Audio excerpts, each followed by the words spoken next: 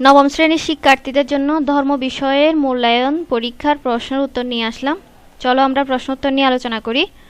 এখানে লেখা আছে তোমাদের প্রথমে সামাজিক সমস্যা বিশ্লেষণ করে ইসলামের বিধিবিধানের আলোকে সমাধান করি। প্রথম কাজ, আমরা দৈনন্দিন জীবনে আমাদের চারপাশে প্রতিনিয়ত বিভিন্ন সমস্যা বা চ্যালেঞ্জগুলো দেখতে পাই। ইসলামের নির্দেশনা বিধিবিধান যথার্থভাবে চর্চা করলে এই ধরনের সমস্যা সমাধান করা সম্ভব। তুমি যে এলাকায় বা অঞ্চলে বসবাস করো সে এলাকার বিভিন্ন সামাজিক সমস্যা সমাধানে ইসলামের বিধিবিধানগুলো বিশ্লেষণ করবে। চলো আমরা কাজ শুরু করি তাহলে। এই আলোচনার আলোকে আমাদের কাজগুলো করতে হবে।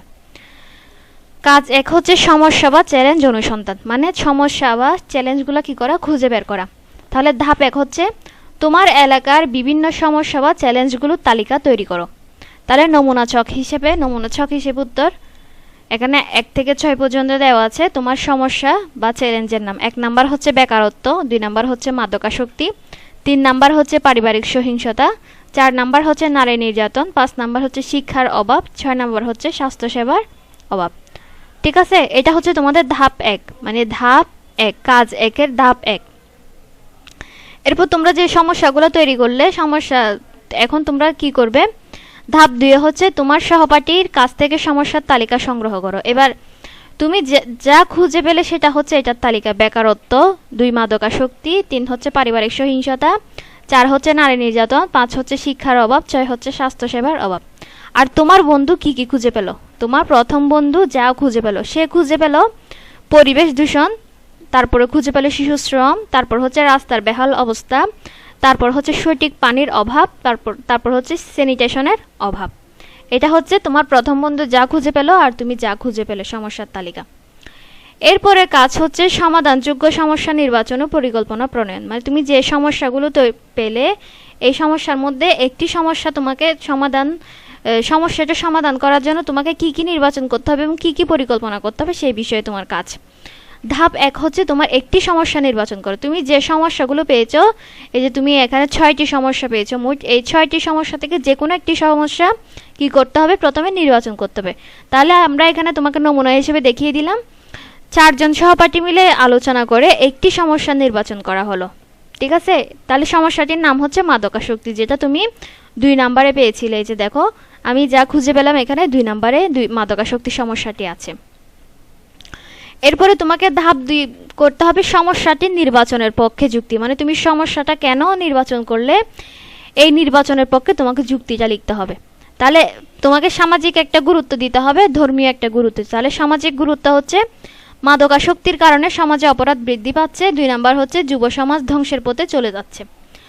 এরপর ধর্মীয় গুরুত্ব হচ্ছে তুমি কি কারণে এই সমস্যাটি নির্বাচন করলে সেই পক্ষে যুক্তি। ধর্মীয় গুরুত্ব হচ্ছে ইসলামে মাদকাসক্তি হারাম ঘোষণা করেছেন, মাদক মানুষের শরীর ও মনের ক্ষতি করে।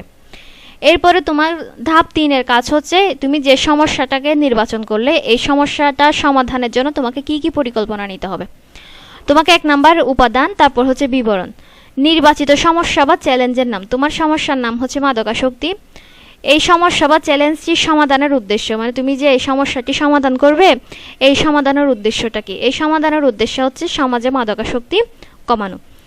এরপর তুমি একটা সময়সীমা নিবে, মানে তুমি কয় দিনে বা কয় মাসে এই সমস্যাটা কি করতে পারবে, সমাধান করতে পারবে। সেটা হচ্ছে 3 মাসের একটি সময় নিয়েছো তোমরা। এরপর হচ্ছে তোমার কাজ তোমার এই সমস্যাটি সমাধান করার জন্য তোমার কার সাহায্য প্রয়োজন হবে।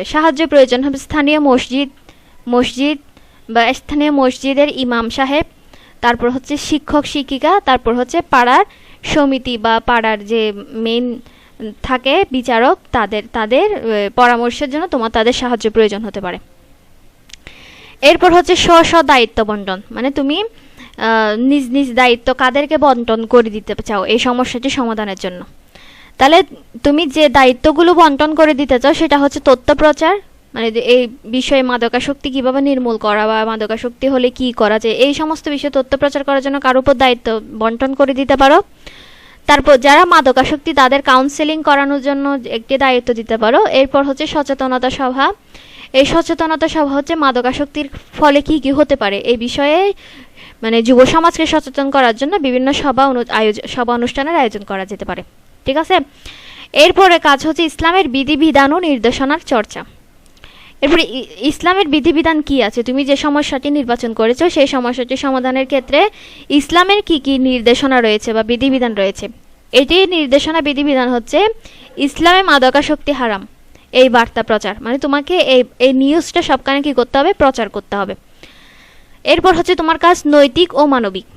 মাদকাসক্তদের চিকিৎসার ব্যবস্থা করা, সমাজে সুস্থ পরিবেশ সৃষ্টি করে দেওয়া তাদের জন্য, মানে যারা মাদকাসক্ত তাদের জন্য কি করা, চিকিৎসার ব্যবস্থা করা বা কাউন্সেলিংয়ের ব্যবস্থা করা, ঠিক আছে। এরপর হচ্ছে তাদেরকে সমাজে একটি সুস্থ পরিবেশ সৃষ্টি করে দেওয়ার চেষ্টা করতে হবে, যাতে তারা দ্বিতীয়বার মাদকের কাছে যাতে না যায়। এরপর তোমার প্রশ্নে 3 নাম্বার কাজ দেওয়া হয়েছে প্রতিবেদন লিখি। প্রতিবেদন হচ্ছে ইতিবাচক উদ্যোগ, প্রতিবেদনের নাম হচ্ছে ইতিবাচক উদ্যোগ মসজিদ ভিত্তিক যুব কাউন্সিলিং সেন্টার। তাহলে আমরা এখন চলো প্রতিবেদনটা লিখি। প্রতিবেদনটা হচ্ছে ইসলামের নির্দেশনা, বিধিবিধান ও রীতিনীতির আলোকে এই উদ্যোগটি বিশ্লেষণ করা। উদ্যোগ গ্রহণের কারণ, এলাকার যুব সমাজকে মাদকাসক্তি থেকে মুক্ত করা এবং নৈতিক শিক্ষার মাধ্যমে সুস্থ জীবনধারার দিকে কি করা, ধাবিত করা। এর ফলাফল কি হতে পারে, এর ফলাফল হবে যুব সমাজ মাদকাসক্তি থেকে মুক্ত হচ্ছে, ধর্মীয় শিক্ষায় অনুপ্রাণিত হবে এবং সমাজের শান্তি ও শৃঙ্খলা ফিরে আসবে। এরপর তোমার কাজ 4 হচ্ছে ইসলামের বিধান ও দৈনন্দিন জীবন অনুশীলন করি। কাজ 4-এর ধাপ 1 হচ্ছে দৈনন্দিন জীবনে প্রয়োজনীয় পরিবর্তন। তোমার দৈনন্দিন জীবনে কি কি তোমার পরিবর্তন হওয়া প্রয়োজন। 1 নাম্বার হচ্ছে সময় মতো নামাজ আদায় করা।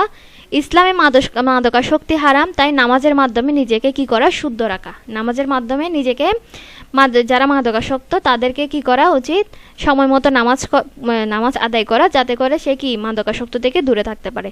2 নাম্বার কাজ হচ্ছে ধর্মীয় জ্ঞান অর্জন করা।